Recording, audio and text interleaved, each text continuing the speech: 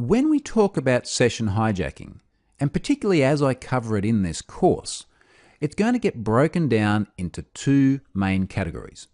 And the first category is application level hijacking. Now, when we talk about application level hijacking, we're often talking about an application such as a web application. So effectively a web server that's serving up HTML over HTTP on the web.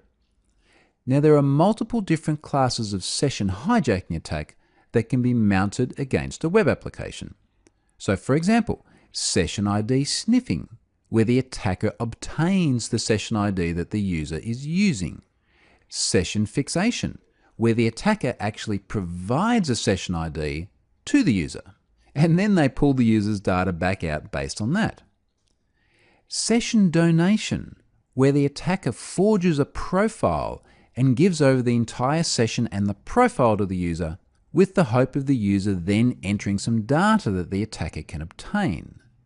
And then session ID brute force, where the attacker is actually trying to guess a valid session ID of a user simply by rapidly enumerating different possible session IDs and seeing if any of them stick.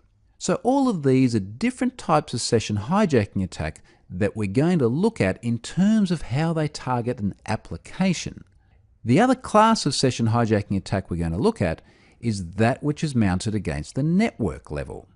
Now, we're predominantly going to be talking about session hijacking at the TCP level, which involves things like blind hijacking. So can the attacker insert themselves into the communication by guessing the sequence numbers of TCP packets?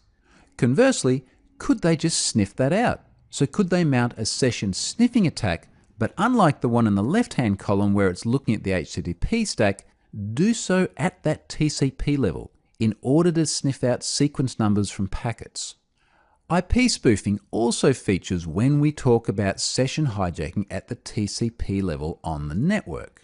And just to round things out a little bit, it's not always TCP. We'll take a look at UDP hijacking as well.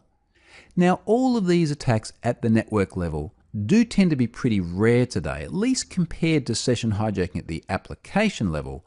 But for the sake of completeness, we are going to cover it in this course, so you're at least aware of the risk, and certainly you'll be aware of some of the history behind network level session hijacking as well.